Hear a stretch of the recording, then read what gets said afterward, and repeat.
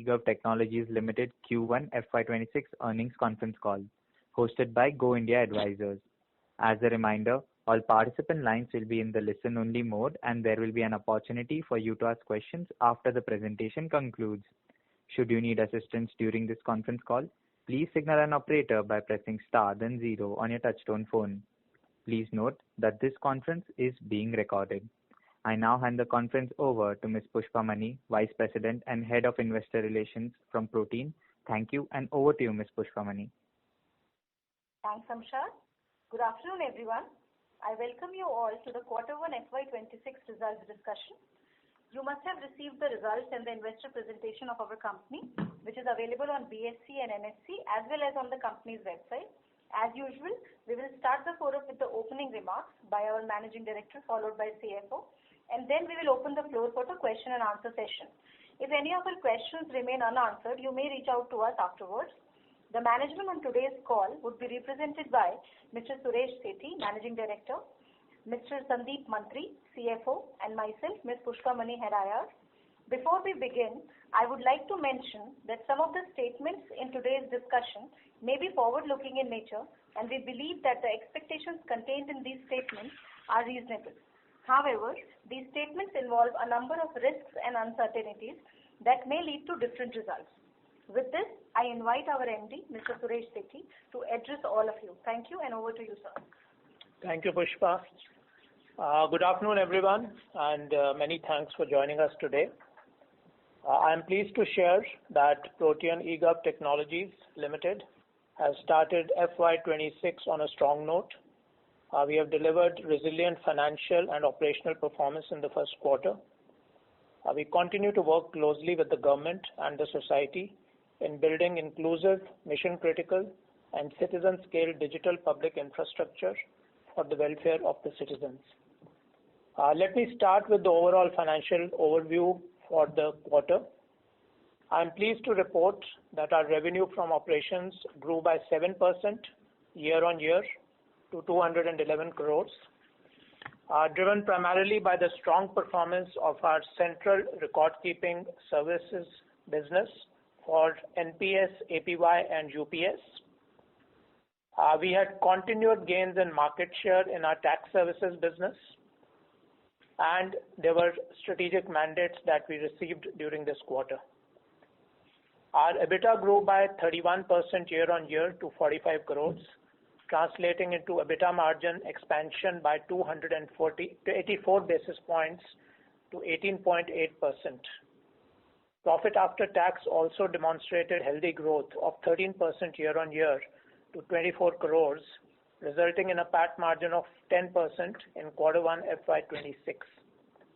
Our financial position remains robust, with a strong balance sheet that provides us with significant flexibility to drive future growth.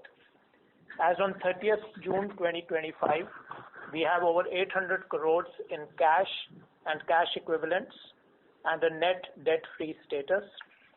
This gives us agility to invest strategically in opportunities that align with our growth objectives while maintaining a prudent approach to capital management. Coming to key business highlights, I'm delighted to share that Protean continues to strengthen its position as a trusted DPI builder for the nation. We are pleased to share that a significant achievement for the quarter for us was an initiative by IRDA to create a unified digital marketplace for insurance in India. We secured a 100 crore mandate from Bima Sugam India Federation. This initiative will pave the foundation for a first of its kind insurance digital public infrastructure for the country. We have received the mandate to develop, integrate, and maintain the Bima Sugam platform. This win again builds on our legacy of delivering mission-critical national platforms and significantly expands our footprint into the insurance domain. Protean issued a statement of intent with NITI Aayog on 15th July 2025 to strengthen financial inclusion by promoting literacy and APY adoption. This again marks the beginning of a key strategic alignment to further strengthen pension penetration, specifically among the marginalized sections of the society. We'll spearhead initiatives to educate shareholders, stakeholders, and conduct targeted outreach programs in 64 aspirational districts. Tax services continue to perform well with a 2% year-on-year revenue growth. We gained approximately 80 basis points in market share, increasing from 58.2% in quarter 4 FY25 to 59% in quarter 1 FY26. During the quarter, we issued 1 crore PAN cards, with 54% issuances being paperless. We continue to build our leadership in the CRA business with a 16% year-on-year revenue growth in quarter 1. Importantly, we added 32.4 lakh new subscribers, capturing 98% share in new additions, and also onboarded 753 corporates, further expanding our reach. Our leadership position remains robust with a dominant 97% market share across NPS and APY, reinforcing our position as a trusted CRA partner. In line with our proven ability to deliver at scale, we successfully developed and deployed the Unified Pension Scheme platform for the central government in record time. Launched on April 1st, 2025, UPS offers an assured pension option under NPS, and as the primary CRA, we've been managing its end-to-end implementation. As of June 30th, we've onboarded 19,000 accounts, demonstrating our ability to deliver large-scale projects efficiently and effectively. Our identity services segment saw robust volume growth across most products, driven by increasing demand for digital identity solutions. However, revenue was impacted by slab-based pricing and competitive pricing pressures at the foundational level.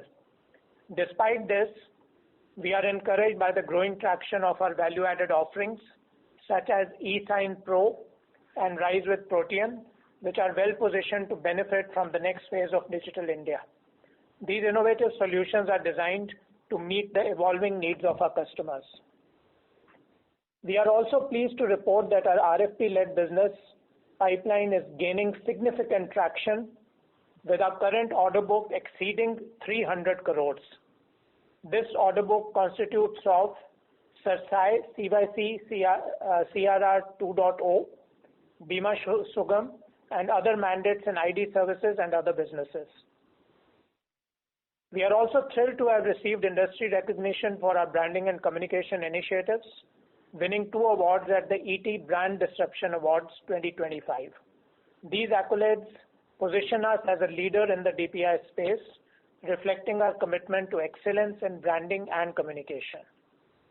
In conclusion, I'd like to state that Protean has a strong positioning across core citizen services and emerging digital public infrastructure.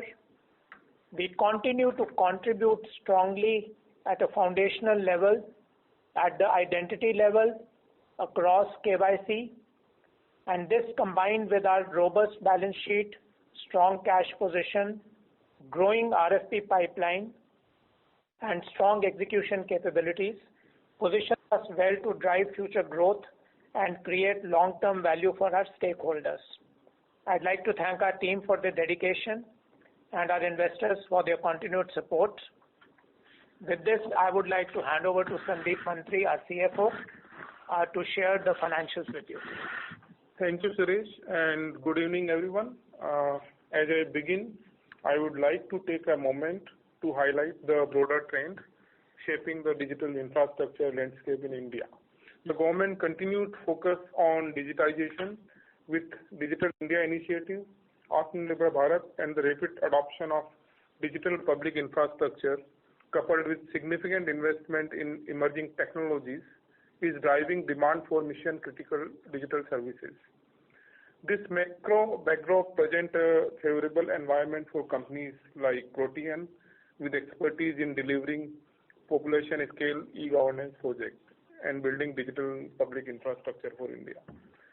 I am pleased to share that our quarter 1 performance aligned with this trend, with growth across our key businesses.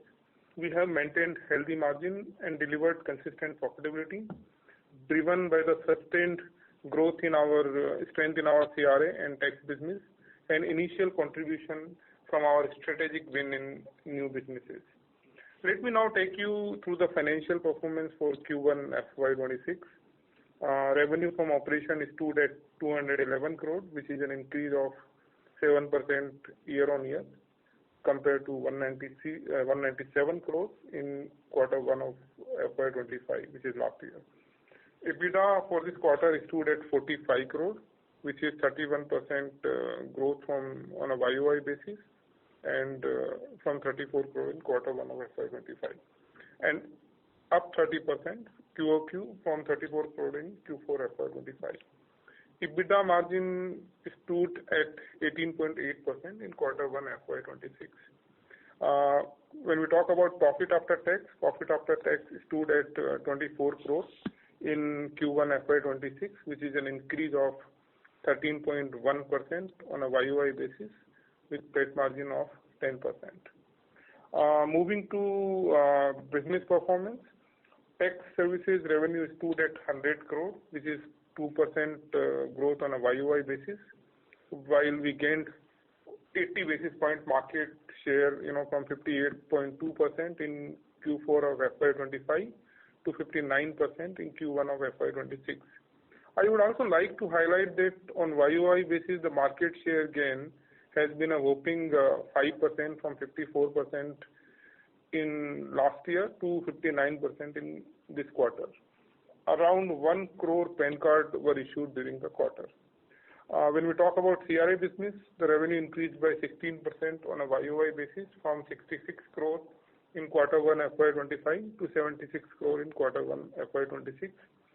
As mentioned by Suresh, we added 32.4 lakh new subscribers during the quarter, capturing more than 98% market share in the new subscriber, and our cumulative market share is also more or less equal to the same number.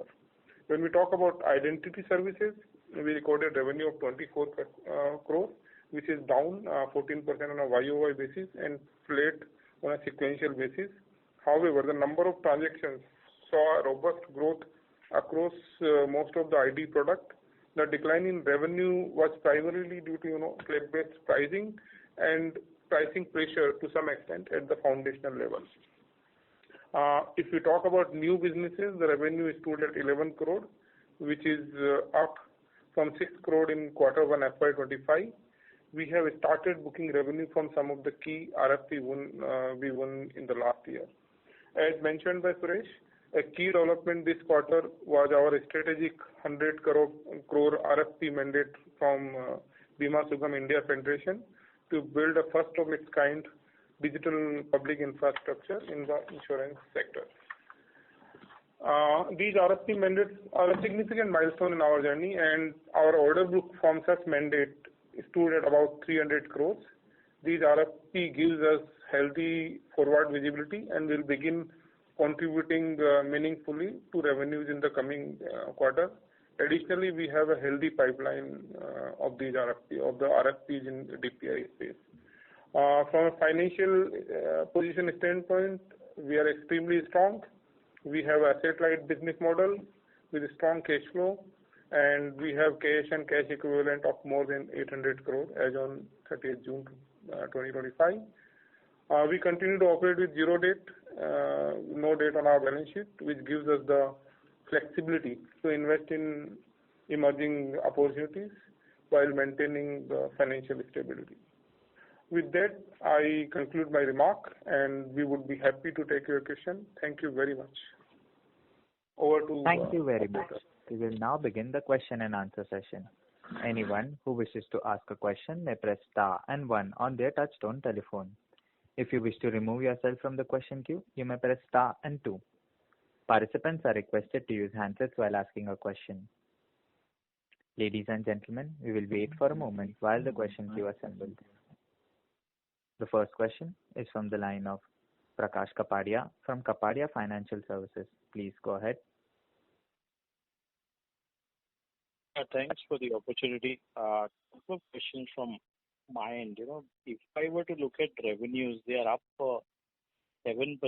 This, Suresh, is despite the low base of last year. And if I were to look at, the last year base, the rest of the year also had, very muted revenue growth. So for, FY26, can we expect this revenue momentum to, continue and, revenue growth, some color if you could give, it should be high double digit, it could be very high double digit. What kind of a revenue growth looks possible for this year?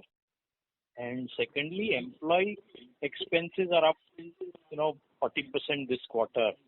What is leading to this increase? Is it just the number addition for the employees? Is it annual hikes? You could give some insight, that would be helpful. Those are my two questions. Sure. So, Prakash, thank you for your question. Your first question on revenue, what kind of growth we are looking at for the year, So while we will not give guidance, but we see a healthy, revenue growth in quarters to come, because the reason I'll tell you, because RFP-based revenue, which is the 300 crore, order book which we won this year, is yet to, play in the, revenues. So that will deliver a significant growth to our revenue, revenue book. And another thing is that even in CRA, which is a more annuity-based revenue, the subscriber base, if the subscriber base grows, the revenue, start kicking in, and it is a loyal revenue which will remain, for a foreseeable future. So I think as far as revenue is concerned, we are pretty confident that we will deliver a good growth in this year for sure. And to answer your second question on employees, see, there are 2-3 reasons which is basically resulting in this employee expenses, growth in employee expenses. One is the project-based hiring, which is basically for these RFP-led businesses, which is the revenue for those businesses are yet to kick in, but we have started hiring, to deliver those projects, and therefore there is some increase in revenue to some extent because of that. Second thing is because of increment, which we delivered in this quarter. Therefore, you will see some increase because of increment. And third is last year we started strengthening our leadership team for the company, and now we have a very robust, stable leadership team. And because last year it was partial, this year it will be full cost for some of those leaders. So these are the 3 primary reasons for increase in employee expenses. Having said that, I think the level will remain more or less same, except the RFP project-based hiring, which we continue to do so depending on winning various projects, as we are in various stages of discussion for many of the pipelines as we talked about. I hope this answers your question. Sure, Sandeep. Thanks, Sandeep. I'll join back if I have more questions. Thank you. Thank you. Thank you. The next question is from the line of Kamlesh Bagmar from Lotus Asset Managers. Please go ahead. Yeah, thanks for the opportunity. Sir, one question on the part of your reporting. Like if I see last year's your presentation, then you were saying the EBITDA numbers were 35 odd crore or 45 odd crore, and this time around it is 35 crore. I know that you have took for that ECL provisioning, but if I adjust for that, then your EBITDA without other income is down 37% year over year, and your margins are 7.8% if I exclude the other income. And on the net cash side, this net cash or cash that has been there for the last 3 years. So even 3 years back it was 800 odd crore. So entire of the EBITDA, the reported EBITDA based on your presentation, is driven by the other income. But if I see net of other income, your margins are 7.8% vis-a-vis 13.3% last year. No, so I think I kind of agree with you that our margin are a bit low, as compared to whatever we see.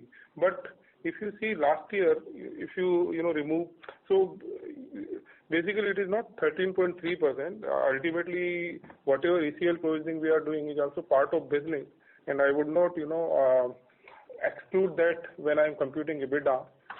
So more or less, I think our EBITDA remained in the range of between 7.5 to 8% for last year quarter and last quarter and also this quarter. So while we are putting a lot of measures to bring the EBITDA, bring a growth in the EBITDA percentage, and that will start delivering the results maybe in 1 or 2 quarters. There are many automation efforts which are going on in the company, and you would see some sort of increase in EBITDA percentage going forward, probably from Q3 or Q4. I'm just referring to your presentation, last year presentation. Your last year presentation clearly mentions that adjusted EBITDA is 45 crore, and this quarter you are showing the same EBITDA at 35 crore. So there should be consistency on the reporting side. So we will be consistent with this approach now. We will not be changing any calculation as far as EBITDA is concerned. I think this is the numbers calculations you are going to see going forward. And so lastly, on the growth side, sorry to interrupt, sir, but I may request you to thank you. join the question queue for follow-up questions. Thank you. The next question is from the line of Rohan M. from Equirus Securities. Please go ahead. Good afternoon, sir. Thanks for the opportunity. Sir, just want to understand on the international business, we had won a couple of projects earlier. So any further updates on the project wins there, and how should one look at the revenues in this year from the international business?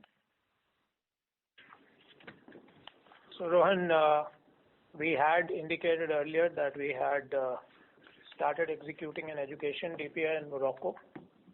So we are doing part of the execution, and the revenues which are accruing from that project are getting sort of accrued, and they are showing in the numbers, and they will continue to show in the next quarter also. The second project for us was Ethiopia. Again, the project is under implementation, and revenue recognition will be coming through. As Sandeep mentioned, just like domestic, some of the international businesses will also start reflecting the numbers in the coming quarter and on. Other than that, we are at a stage where we have around 3 or 4 projects in which we have been shortlisted and are at the final stages. We should be able to give you more visibility on the same by next quarter. Sure. And in terms of the new business initiatives that we have, and 300 crores of pipeline that is there. So what is the realistic revenue that we can book in FY26 and 27 out of these? So out of 300 crore pipeline, which is more a project, turnkey project pipeline. So I'm just setting, keeping aside the new businesses. I'm just talking about the order book which is pertaining to turnkey project. Out of 300 crore, I guess about a third of that revenue should be booked in this, which is current order book. If we win more orders in future, then it will be added to the revenue pool. Sure. And thirdly, sir, on the processing charges, how should one look at it incrementally? Like PAN business clearly contributes a good amount of the processing charges, but with the new businesses coming in, what proportion of the processing charges will flow from new businesses? What kind of metrics should we compare it with? Would it be fair to have a certain ratio of total revenues, or only a certain businesses will have a contribution to processing charges? Some clarity around that would be welcome. It will be business to business. I would not maybe when you do modeling, you can one-on-one talk with our IR team, and they can give a better guidance. But it will be varying from business to business. But on an overall basis, you should assume more or less about the same kind of processing direct expenses to revenue. It is about 37-36% of my revenues. You should assume more or less same if you are doing a modeling on an overall basis. But if you are doing modeling for individual businesses, then you should get in touch with our IR team. Sure. We'll give you Sure. And sir, with the PAN 2.0 project allocated already, the announcement is there in the media. Any further clarity we have on the role that Protean can play? So I think we have stated enough in the past also, and this is the clarity which we gave earlier remains. We are where we were, where there earlier also. So I think it will be more or less same. We PAN 2.0 we have talked a lot in past also. I think it is the same situation right now. We are not. Okay. So on the distribution part of the distribution leg of it, we are still awaiting further details. No, Rohan, we continue to run the business as we said earlier. The mandate given by us to ITD remains as is, so no change. And the distribution business and today the issuance business as is continues to be run as is. There is no change to it. Right. Not in the current thing, but I was more on asking from the point of view, once the PAN 2.0 goes live, what happens then? So, as we stated earlier also, it will depend a lot on citizens' behavior and how distribution plays in. So as of now, that is the visibility we had in past. We have the same visibility. Having said that, we, as we stated, we are bidding in lot of DPI related, projects, which can be, far bigger than, many other DPIs. So I think we are looking more on a forward basis and, focusing more on, businesses which can lead us to next level. Sure. Thanks a lot. Thank you.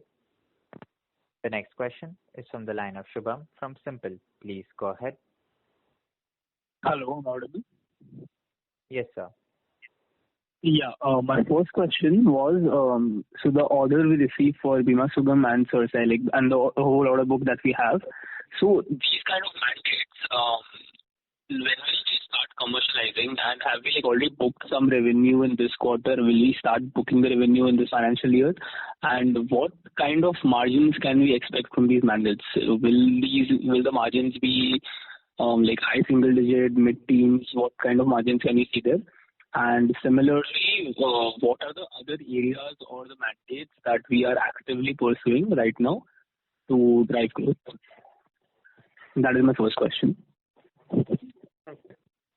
Okay. So to answer your question, in this quarter, there is no significant revenue from these large projects.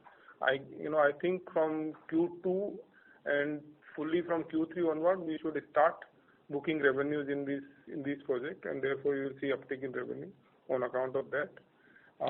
To answer your question on margin, I think these are government projects, and margin will be mid-teen digit,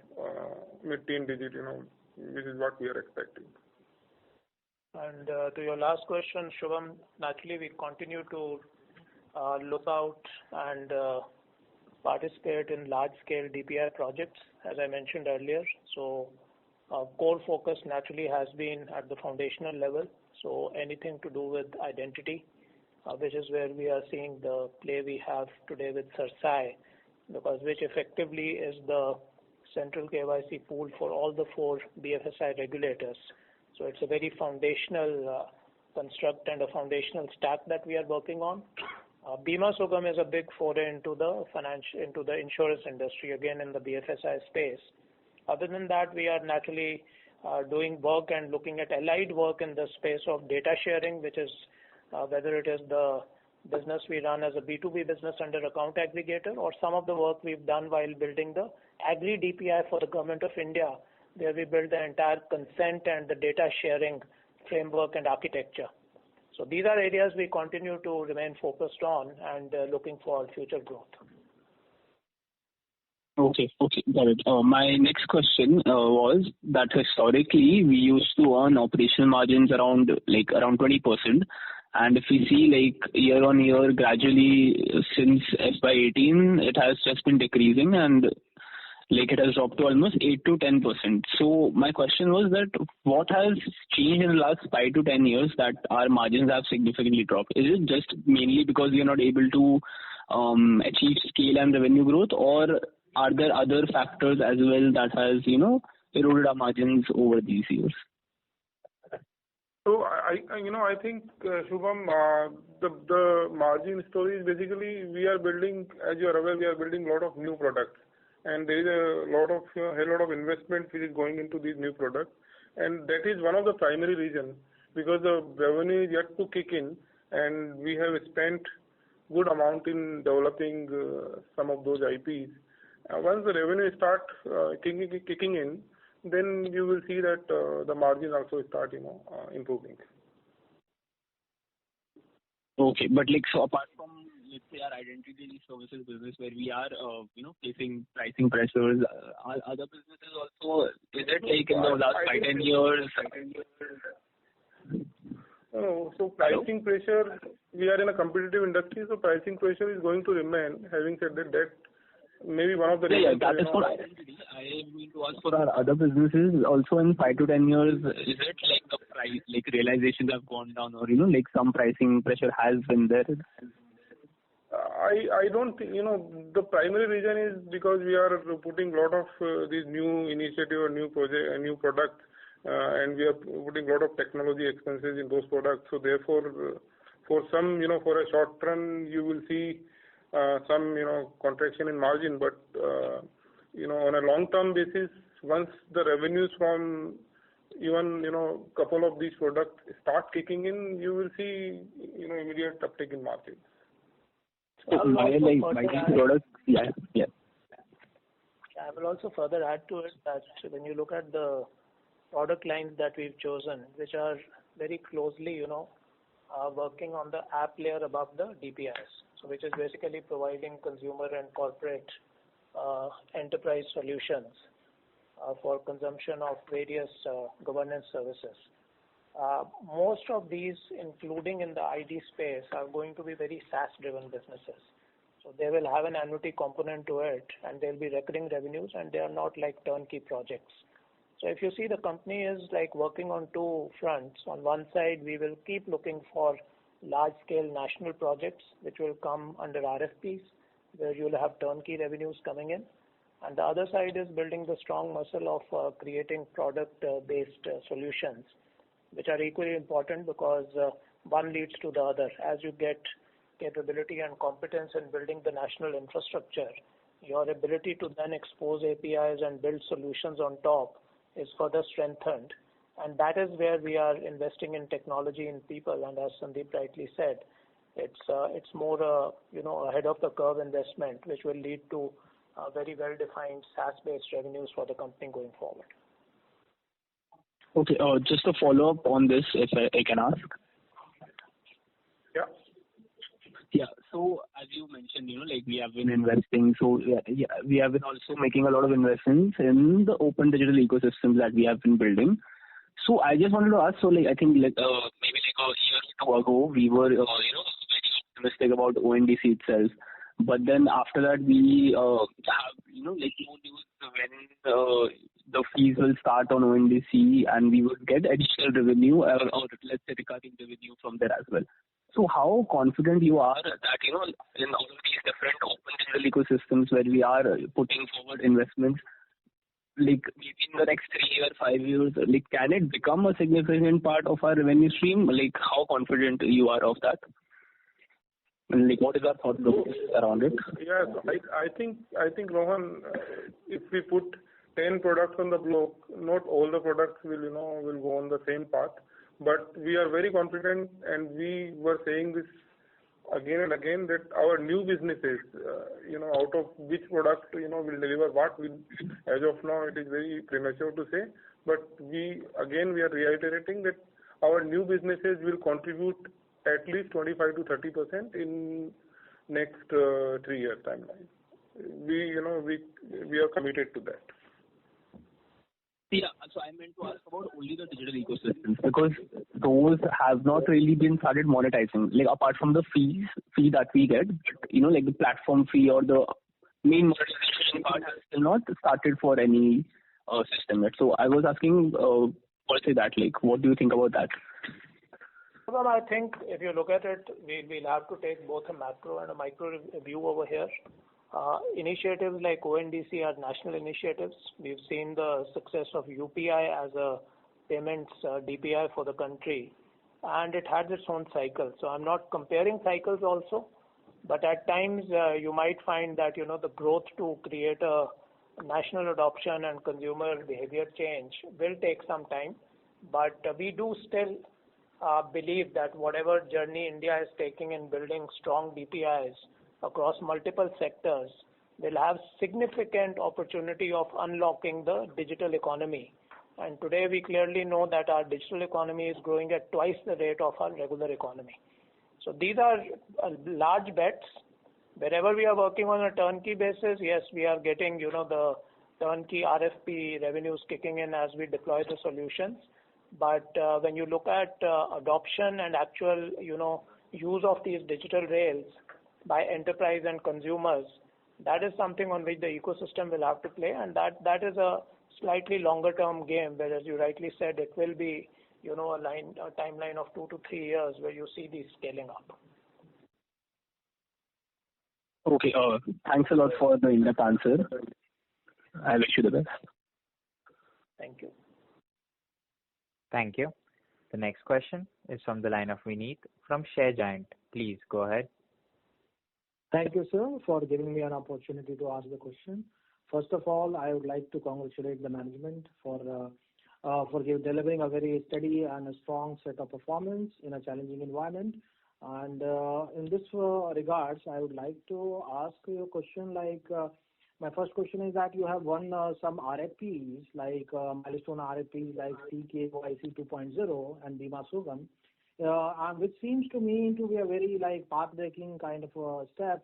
So if you can elaborate the kind of potential these initiatives can bring to the company, maybe 5-year time, 10 years down the line, because these are new areas of growth, that would be very good for me if you can give some light on this. Sure, Vineet. Vineet, as I earlier said, that these are again very foundational DPIs that have been built for the country. CKYC clearly is a big intervention which was done a few years back by the 4 regulators coming together. And the intent at this stage is to revamp the entire tech stack for creating a much more seamless central KYC database, and the best of technology in terms of data matching, data deduplication, face authentication, and other areas is being put in place, which will create a very, very huge economy for the entire economy and efficiency for the entire BFSI sector. So we see this very foundational. It's a turnkey project for us at this stage, where we are revamping, designing, and putting it across the new stack. But it will unlock a lot of value, because you will be seeing that the way financial institutions do KYC and onboard customers, this will give it a significant uptick. And that is another area we will see as an allied and related areas in which we can then build enterprise solutions to leverage the central KYC stack. Bima Sugam clearly is, I think, the first large-scale foray into building a digital public infrastructure to support the entire insurance industry, right from insurers, insured, and the entire ecosystem coming together on one strong digital rails. And we know there are multiple, insurance products which are out there. So creating that transparency, bringing the entire ability to put it together, digitization of policies, and the ability to link the entire insurance DPI into an open network where you are also supported by other foundational DPIs of identity, of health, because all these will become input parameters into an open network to provide better and more customized and personalized insurance. So ultimately, the consumer will be a huge winner based on that. So again, once these rails are in place, we will naturally see a plethora of enterprise products and services coming into play, which will leverage the central stack to be able to provide a better insurance experience and better insurance, insurance computation in terms of whatever premiums we are paying. They will be far more personalized and customized going forward. So we see huge opportunity at an ecosystem level. So these are not products or stacks that are created just as an RFP, but they actually unlock an entire ecosystem, and that is where we are wanting to play in both the infrastructure level and the app level for the country. Thanks, sir, for the clarity. Just an add-on question on this. So if you can help me also to understand the kind of the pipeline which is there in the RFP stage and how well Protean is placed to capture that set where we are very strongly placed and we are confident, and what stage of those RFP we are at, either bidding stage or we have already won. So if you can give this color to that, it will be very useful for us to map it out. Thank you, sir. Thank you. Vineet, if we have an RFP in hand, we would be able to confirm to you, but anything which we are bidding for or in the stage, difficult to, put that information out there. But as we've earlier said, focus for us is always in the space of foundational DPIs. So domestically, when we look at it, we are focused on any identity-related RFPs, anything to do with taxation, social security. These are areas we are going after. Today, a lot of work which is happening in the digital space, whether it is in terms of eKYC, eSign, which is primarily the stack which gets built on the foundational identity stack and enables payments and transfers. So there are multiple state-level RFPs which come into it. So we are actively participating in all of these, and that is there we are talking about the fact that overall we have almost a 300 crore order book, as Sandeep earlier mentioned, and that is really where we are seeing the trajectory. Globally, as you see, we have been very consistent in maintaining that our focus from a geographic perspective today is in Africa, Southeast Asia, and Middle East. These are countries which are looking at identity, social security, and taxation related, infrastructure getting created over there, and that is what we are bidding for. So that in a construct is the RFP scenario for us, and we are actively participating in multiple RFPs as we speak. Okay. Thank you, sir. That's all from my side. Thank you. Thank you. Ladies and gentlemen, in order to ensure that the management is able to address questions from all participants in this conference, please limit your questions to 2 per participant. The next question is from the line of Siddhartha Prakash from Avendus Spark. Please go ahead. Yeah, hello. So thanks for the chance. I just want to ask one question. With the PAN 2.0 project consolidating all PAN and PAN services into a single unified platform managed by LTIMindtree, what is the anticipated impact on Protean's existing revenue streams and long-term role as an intermediary? So as I've earlier mentioned, this new project is primarily looking at the tech stack, which is currently run by the IT department for issuance of the PAN number after they do the deduplication of data within the database. And therefore, this is different from the mandate we currently run, which is for largely collating the citizen information, doing the KYC and securely sharing the data with IT, and subsequently once the PAN number is issued, then we go ahead and do the issuance of the card and delivering it to the citizen. While we see our, the process flow, us providing the capabilities of collation of data, processing and issuance, the tech stack is where today IT works, and that is what has been mandated out under this PAN 2.0 RFP. As far as impact is concerned, we don't see any immediate impact because this RFP clearly talks about 2 years plus of deployment timeline. The other question which clearly comes is that what mode or mechanism will the citizens be choosing going forward while applying for an identity like PAN? And that is where we see that today 70% of the citizens in the country go through an assisted mode of application, which is where our nationwide network of 400,000 agents comes into play. And clearly, taking a sort of view going forward, the assisted behavior is very, very sort of dominant in our ecosystem. We see it being played out even in the other DPIs we are building, because end of the day, the attempt is that no citizen should be left behind. So while you provide them direct to service portals, you also make sure that the people living in rural India, people who are not that digitally savvy, are equally able to access the digital platforms and the digital rails of the nation. So it's a difficult one to predict that 2 years down the line, how will the citizen be consuming services of identity issuance and application. So that is where we are currently. So no immediate impact to our business. Okay, yeah, thanks for that. Just one more question. What's the plan to offset tax services volatility? Are pension or identity services scalable to become major contributors here? Absolutely, because see, one is when you look at the DPI space, so I will take a couple of approaches to this which we are doing. One is we continue to remain focused on DPI based businesses, and these are most of the time central and state government project-led turnkey businesses.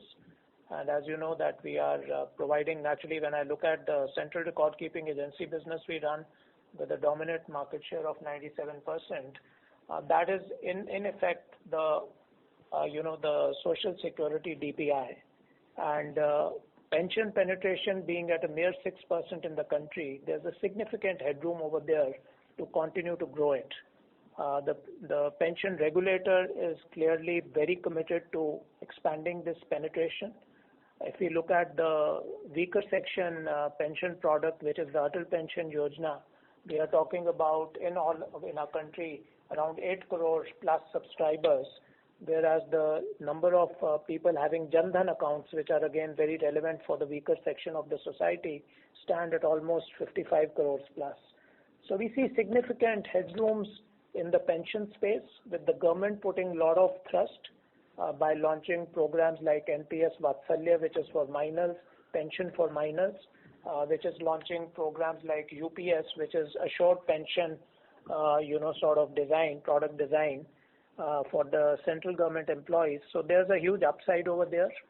Other areas like Bima Sugam and all open a completely new sort of part of the economy to us, like the insurance sector.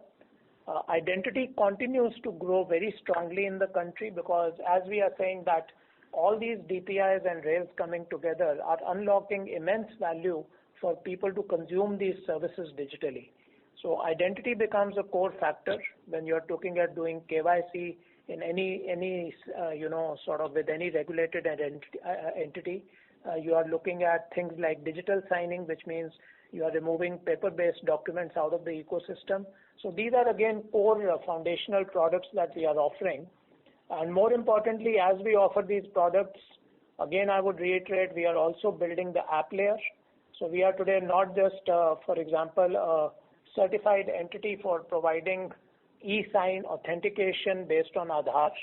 We are also building applications where we are building end-to-end digitization workflow suites for companies, which we can offer to enterprises for providing them efficiency in paper management and workflow within the organization.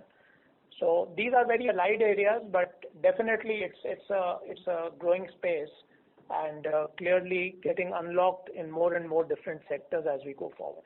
And further to add to Suresh, we are expanding all these DPI to international market as well, which will also give some sort of mitigation to the revenue risk which may arise on because of online behavior.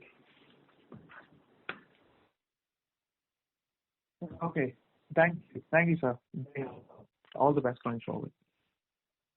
Thank you. The next question is from the line of Kunal Bhatia from Dalal and Brocha Stock Broking Limited. Please go ahead. Yeah, sir. Thank you for the opportunity. Sir, I just had a question on the PAN services business. So this time around, on a YOY basis, we have gained 500 basis point market share. There is a 2% growth in there. But if we look at in terms of volume, the volume has remained almost the same, which was 1 crore last year. Even this year, we are at the same 1 crore. So, what was the reason of this 2% rise? Was it a better realization? And secondly, how do we see this trajectory going forward now that we have a higher market share? So there are two parts to it. One, see, the growth clearly comes because, as I mentioned, distribution plays a very strong role. And secondly, the journeys that you are providing both at the agent level and at the direct level. So, for example, if an agent today is enabling a PAN application journey, we have today also created provisions where the agents can actually enter into a completely paperless journey. So you're able to create an assisted digital journey. So all these investments into technology, into creating a very secure pipe for submission of data to the IT department, and creating a better agent experience, one creates better and sharper distribution out there. And other than that, naturally we look at from a distribution perspective, getting the maximum reach, and therefore working towards increasing our market share in this space. As I earlier mentioned, 70% of applications still are coming in the assisted mode, but still the 30% which get catered to on online channels, again we are taking measures to ensure that our online journeys don't get dropped. We are able to give the right nudges and information to the person looking for a PAN card issuance to be able to complete the journey. So these are some of the investments which go more from a technology and a agent enablement perspective. And that is how we see the growth in market share coming for us, and goes without saying, the trust that the company's name carries as a provider for the last 22 decades plus is itself a strong endorsement for us to be taken as a preferred partner. In terms of the overall numbers, on one front, clearly as we've been saying, and if we look at the Aadhaar PAN linkage data, PAN penetration in the country is still there about 40%, and we do see continued, PAN application and issuance. And as we've been earlier maintaining that PAN clearly is being used for more and more purposes today. The PAN as an identity, whether it is government schemes, some of them have mandated that the person should have a PAN card. Your bank account opening with the PMLA guidelines is now a mandatory requirement to have a PAN card or submit a Form 6061. So PAN usage is increasing. PAN usage at both Tier 1, Tier 2, and then 3, 4, and 5 is increasing because of things like DBT. And therefore, this will continue to be a consistent, requirement year on year. And what we are generally seeing that there is a normal around 6 to 7 crore PAN card issuance, new PAN card issuance every year. There have been years where the numbers have spiked due to certain events like the Aadhaar PAN linkage and the deadline that was provided. Similarly, if there is incremental government schemes getting issued and people in bulk go for PAN card issuance to be able to subscribe to them. So there are events which at times have spiked it, but on the average, this is the number which is there. And for us, it's important that one, we have a continued stream of new issuances happening, and second is to improve our market share, which we are focused on. Okay. And so basically, in this quarter in specific, the volume is the same, but despite that, a 2% growth, what is the reason for that? So, this tech services business is consisting of some allied services as well, which is TIN services. So there is some increase in the TIN transactions, and that has resulted into 2% growth. While you are right that number of PAN issuance is more or less same. So how come 2.2% increase in revenue? But this is because of the allied services we provide beneath tech services. Okay. And it is not a significant portion, but a small portion of the overall. Got it. And in terms of just if you could give us some sense on how has the eSign Pro business gaining traction? How have we seen the ramp up, say on a month-on-month or a QOQ basis? And where do you see this run rate ending in the current year? I think there should be healthy contribution from the business this year, definitely, because as we speak, we have a pretty deep pipeline where we have, and it's not just the pipeline. When I look at the funnel, we have secured mandates, and as I mentioned earlier, it's a SaaS business. So once the revenues start kicking, it will be running on a SaaS basis, and the timeline which is taking, clearly we have not shown very big numbers or large numbers in the first quarter. There's an integration timeline, but we definitely see these upticks coming in the second quarter and onwards from there.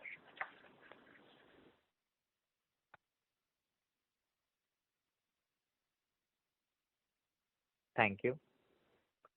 The next question is from the line of Prem Lunia from Astute Investment Management. Please go ahead. Hello. Yes, sir. Thank you for taking my call. So, sir, I had a question about the new businesses growth. As we have been talking about few businesses like the ONDC business or the agri-stack business in the past, but seems like they have not turned out as we thought of. I just wanted to understand that this view of having 25 to 30% of the business coming from the new businesses, which would be the major things which you see as of now who can contribute to, let's say, become a 50 crore or 100 crore business, because that is the scale they'll have to reach to contribute around 25-30 crore to the overall top line. And also, sir, this is on the background of that we have grown our employee expense from around 75 crore to now around a run rate of, from this quarter, if we take a run rate of around 200 crore plus. So how is this contributing to the top line is the view to understand. So I think there are two aspects to it. If I look at new business and the diversification that we are seeking. So as I said, one focus has clearly been to continue to strengthen from a digital public infrastructure contribution perspective. And we are clearly keeping our sights on large national projects. And we've seen, that is where we talked about them, and I'll just repeat very quickly, whether it's CKYC or insurance DPI or further strengthening of the pension DPI by schemes like UPS and all. So that one focus remains, and that is for us looking at multiple state and central level DPIs.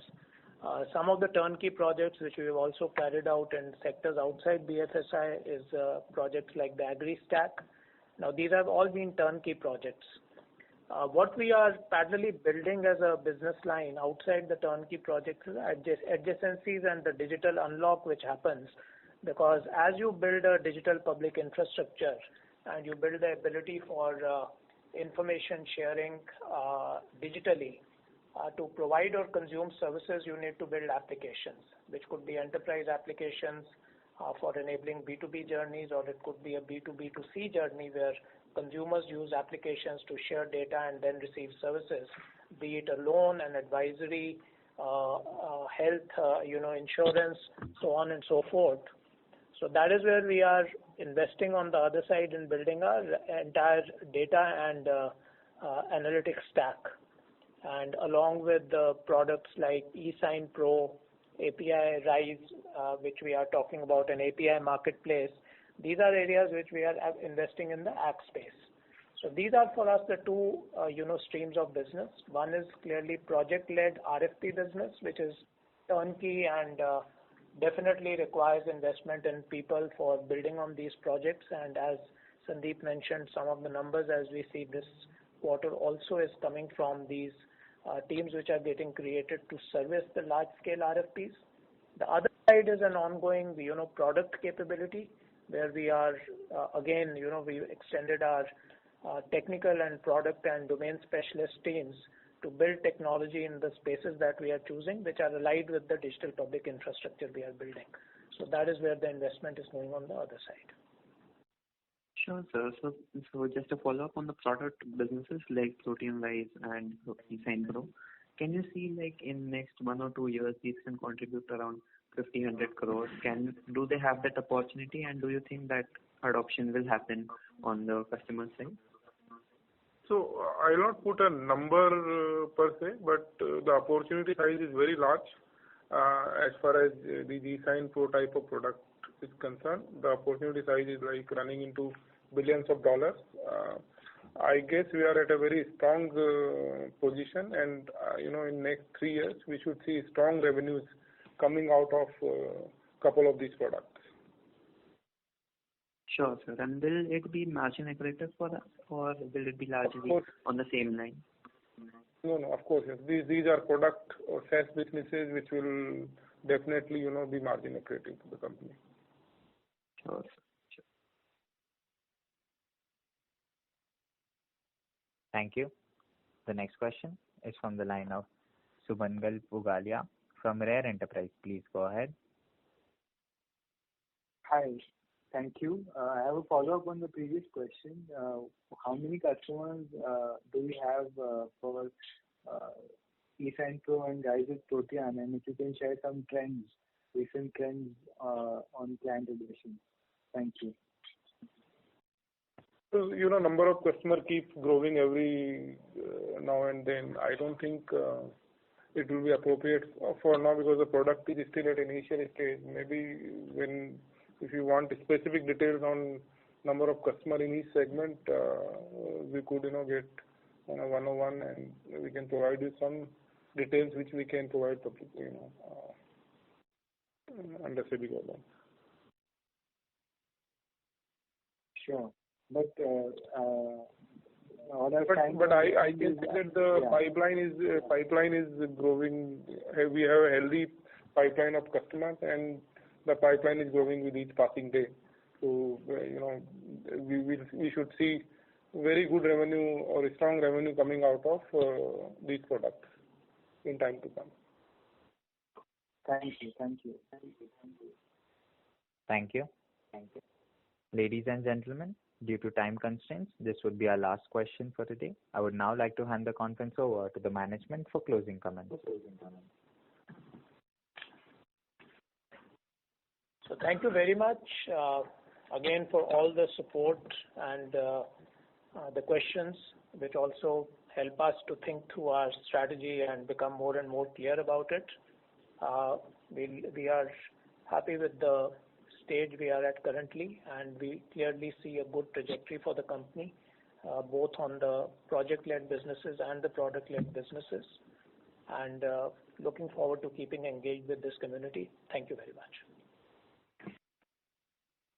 Thank you. On behalf of Go India Advisors, that concludes this conference. Thank you for joining us, and you may now disconnect your lines.